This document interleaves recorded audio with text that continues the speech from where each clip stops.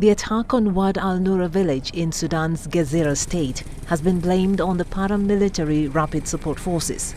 Among the dead were women and children. The Secretary-General urges all parties to refrain from any attacks that could harm civilians or damage civilian infrastructure. And in a separate statement, our High Commissioner for Human Rights, Volker Turk, called on the RSF and all relevant parties to carry out a prompt, independent investigation in line with their obligations under international law. Those responsible for unlawful killings must be held to account. The conflict between the Sudanese army and the RSF has devastated the country as clashes spread across multiple cities. Over 14,000 people have been killed and thousands more wounded.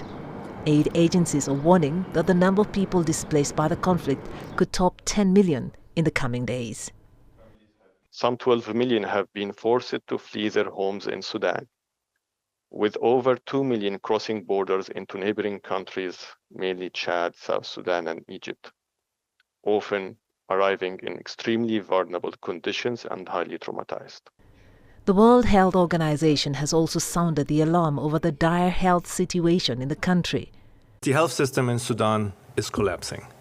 About 65% of the Sudanese population lack access to healthcare. Healthcare in Sudan typically relied heavily on Khartoum, where the healthcare system was decimated. Only about 25% of the medical supplies needed are available in the country.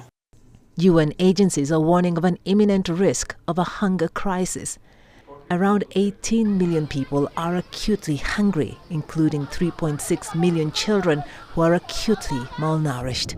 The humanitarian response inside Sudan remains only 16% funded, with UN agencies calling for urgent intervention.